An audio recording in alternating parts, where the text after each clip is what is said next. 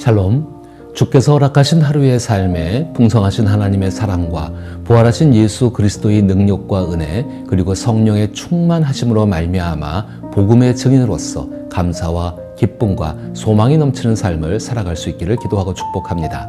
함께 읽고 묵상할 말씀은 요한복음 21장 4절부터 9절 말씀입니다. 제가 읽어봅니다. 날이 새어갈 때에 예수께서 바닷가에 서셨으나 제자들이 예수이신 줄 알지 못하는지라. 예수께서 이르시되 얘들아 너희에게 고기가 있느냐 대답하되 없나이다. 이르시되 그물을 배 오른편에 던지라 그리하면 잡으리라 하시니 이에 던졌더니 물고기가 많아 그물을 들 수 없더라. 예수께서 사랑하시는 그 제자가 베드로에게 이르되 주님이시라 하니 시몬 베드로가 벗고 있다가 주님이라 하는 말을 듣고 겉옷을 두른 후에 바다로 뛰어내리더라. 다른 제자들은 육지에서 거리가 불과 한 50칸쯤 되므로 작은 배를 타고 물고기 든 그물을 끌고 와서 육지에 올라보니 숯불이 있는데 그 위에 생선이 놓였고 떡도 있더라. 아멘. 저는 오늘 이 본문을 통하여서 과거의 경험이 오늘의 확신이 되는 은혜를 생각해 보고자 합니다. 요한복음 21장에서는 예수님께서 7번째로 나타나신 사건을 여러 가지 기사로 소개하고 있습니다. 이 이야기들은 우리가 부활의 삶을 살아가는데 중요한 의미를 전해주고 있습니다.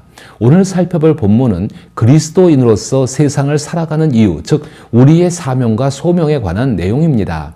이 장면은 누가복음 5장 1절부터 11절에 나오는 이야기와 유사한데 그곳에서는 밤새도록 고기를 잡으려 했지만 한 마리도 잡지 못한 이름 없는 어부들이 예수님의 말씀에 따라 깊은 곳에 그물을 던져 많은 고기를 잡는 장면이 나옵니다. 그 사건에서 예수님은 이름 없는 이들을 제자로 부르시고 사람을 낚는 어부, 즉 교회의 일원으로, 즉 하나님의 가족으로 부르신 것입니다. 그런데 이 사건은 오늘 요한복음 21장의 사건의 데자뷰처럼 느껴집니다. 데자뷰라는 말을 들어보신 적 있으실 것입니다. 부활하신 예수님께서 7번째로 나타나 디베라 바닷가에서 제자들을 만나는 장면은 누가복음 5장 1절부터 11절에 나오는 장면을 떠올리게 합니다. 이 장면을 이해하기 위해서는 데자뷰라는 개념이 필요합니다. 데자뷰는 처음 겪는 상황임에도 불구하고 마치 이전에 경험한 것처럼 느껴지는 심리적 현상으로 우리말로는 기시감이라고도 합니다. 어디선가 본 듯한 느낌, 낯설지 않은 순간, 기억의 잔상 등으로 표현할 수도 있습니다. 그러나 데자뷰는 단순한 심리 현상을 넘어 과거의 기억이 현재의 순간과 겹치면서 새로운 의미가 열리는 경험을 설명할 때도 사용됩니다. 이처럼 부활하신 예수님은 과거의 사실을 지우는 것이 아니라 원점으로 돌아가게 하시는 하나님의 은혜로 제자들을 새롭게 하십니다. 제자들은 예수님을 처음 만났던 갈릴리 바다로 돌아와 다시 물고기를 잡고 있었습니다. 밤새도록 한 마리도 잡지 못한 상황은 과거의 장면을 떠올리게 하는 반복이었지요. 이 모든 요소는 제자들에게 익숙하면서도 새롭게 느껴졌고 과거 같으면서도 전혀 다른 데자뷰 같은 분위기를 자아냈습니다. 그 익숙함 속에서 예수님은 제자들을 새로운 출발점으로 인도하고 계신 것입니다. 제자들은 밤새도록 물고기를 잡지 못했습니다. 날이 밝아올 무렵 예수님께서 바닷가에 서 계셨지만 제자들은 그분이 예수님임을 알아보지 못했습니다. 예수님께서 그물을 배 오른편에 던지라고 말씀하시자 제자들은 이전과 다름없이 순종했고 그 결과 그물이 찢어질 만큼 많은 물고기를 잡았습니다. 이 장면은 제자들에게 이미 경험한 듯한 순간, 즉 데자뷰를 떠올리게 하는 장면이었고 그 익숙함 속에서 비로소 주님이시다라는 깨달음을 얻게 된 것입니다. 이 깨달음은 단순한 인식이 아니라 과거의 기억과 현재의 경험이 겹치면서 새로운 의미가 열리는 영적 출발점이 되는 순간이었습니다. 예수님께서는 제자들이 실패와 두려움에 사로잡혀 있던 그 자리로 다시 찾아오셨습니다. 익숙한 상황 속에서 제자들은 새로운 부르심과 관계 회복을 경험하였으며 이 장면은 단순한 과거의 반복이 아니라 하나님께서 과거를 품으시고 새로운 시작을 열어주시는 방식을 보여주고 있습니다. 부활하신 예수님께서 제자들에게 7번째로 나타나시면서 과거의 사건을 데자뷰처럼 반복하신 데에는 깊은 뜻이 있습니다. 3년 전 예수님께서 처음으로 제자들을 물고기 잡는 기적을 통해 부르신 것은 그들이 살아가는 목적이 사람을 낚아 예수님의 제자가 되게 하는 일임을 깨닫게 하시기 위함이었습니다. 그리고 이제 예수님을 부인하고 도망쳤던 제자들은 부활 소식을 듣고 다시 돌아왔습니다. 부활하신 예수님은 같은 사건을 통해 제자들의 허물에도 불구하고 하나님께서 그들을 부르신 이후, 즉 그리스도인으로서 살아가야 할 이유가 변함없음을 분명히 보여주고 계시는 것입니다. 하지만 우리는 누가복음에 나오는 사건과 요한복음에 기록된 사건 간의 차이를 명확히 이해할 필요가 있습니다. 첫 번째 이적에서는 예수님께서 배 안에 계셨고 두 번째 이적에서는 해변에 계셨습니다. 첫 번째 사건에서는 고기들을 배 안으로 끌어올렸지만 두 번째 사건에서는 해변으로 끌어올렸습니다.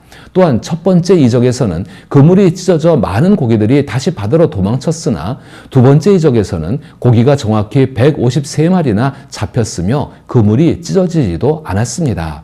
첫 번째 이적에서는 고기가 너무 무거워 배가 물에 잠길 뻔했지만 두 번째 사건에서는 어떠한 위험이나 놀라움 없이 모든 것이 안전하게 이루어졌습니다.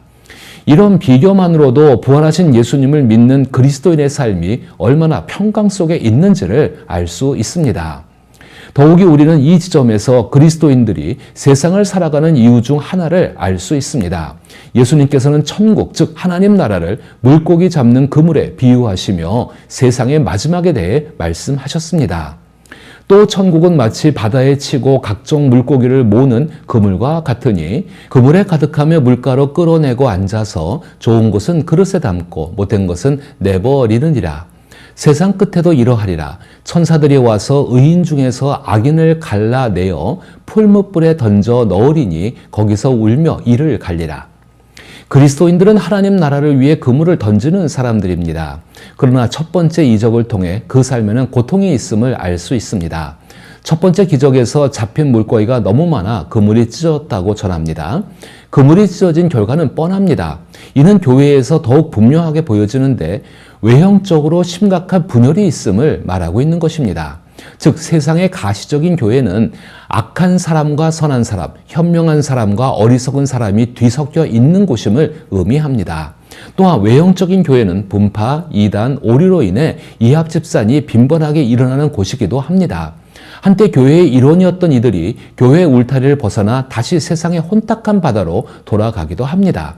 따라서 첫 번째 기적에서 물고기를 많이 잡은 사건은 제자들이 사역할 때 반드시 기억해야 할 교훈을 담고 있으며 이 기적과 비유는 2000년간의 교회의 역사를 통해 입증되었습니다.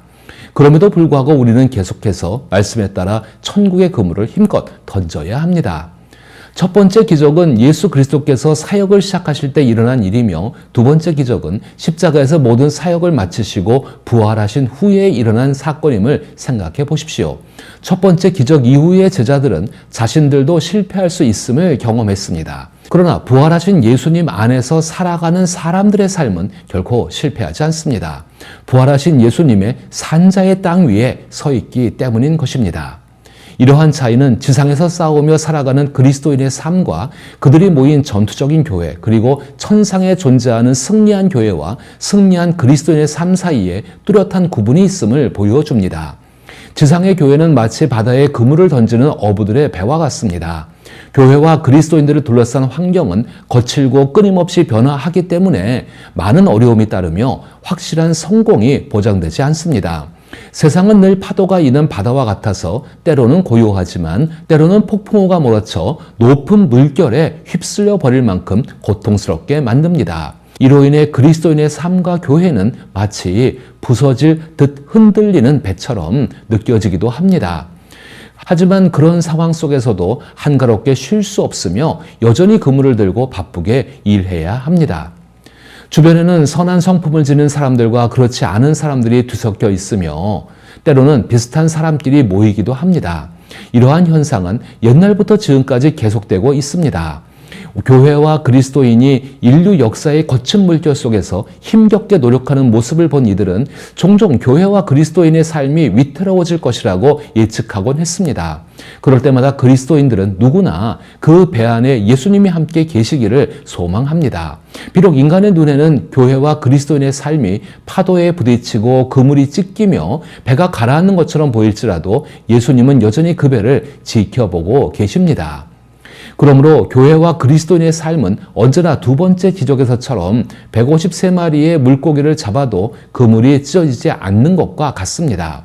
예수님이 배 안에 계시지 않는 것처럼 보여도 긴 밤이 지나면 끝까지 지켜보시며 부활의 능력으로 돌보시는 예수님을 만나게 될 것입니다. 이를 통해 하나님의 약속과 목표는 모두 이루어지고 안전한 상태에 이르게 됩니다.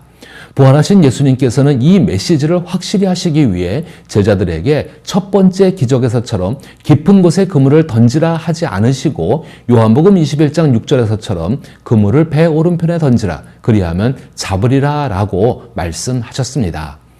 성경에서 오른편은 존중받고 가치 있는 쪽을 의미하므로 배 오른편에서 잡힌 물고기는 모두 좋은 물고기임을 상징합니다.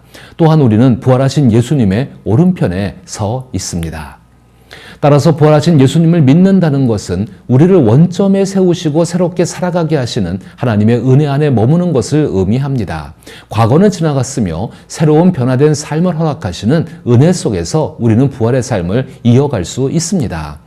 디베라 바닷가에서 예수님께서 제자들에게 이전에 행하셨던 기적처럼 그물을 배 오른편에 던지라 그리하면 잡으리라 라는 말씀을 그 말씀에 순종함으로 다시 경험하게 하신 것은 과거의 기억을 새롭게 해석하게 하기 위함이고 그 안에서 새로운 의미를 발견하게 하시며 그 의미를 통해 새로운 존재로 다시 서게 하심을 의미합니다.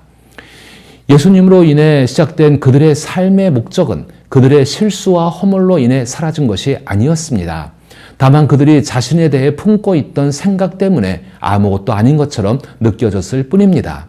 그러나 부활하신 예수님께서 찾아오셔서 그들이 여전히 살아가야 할 이유가 바로 예수님 자신임을 알려주셨습니다. 이처럼 부활하신 예수님은 우리의 실패와 두려움이 있는 자리로 찾아오셔서 우리를 다시 부르시고 세우시며 사랑으로 새로운 시작을 열어주십니다. 그러므로 우리는 우리의 삶이 부활하신 예수님의 오른편에 있음을 늘 기억하며 살아가야 합니다. 또한 우리의 삶을 하나님의 나라의 그물, 즉 천국으로 만들어 가야 합니다. 비록 지금은 어려움이 있더라도 반드시 풍성하고 좋은 열매를 맺게 될 것입니다. 과거의 영적 체험에 머무르지 말고 하나님께서 우리의 과거 경험을 통해 예수님을 닮아가는 기쁨의 경험을 허락하심을 믿으시기를 바랍니다. 그러므로 오늘과 내일의 삶 속에 신선한 성령의 기름 부으심을 기대하며 날마다 새로워지는 삶을 살아가길 기도하고 축복합니다.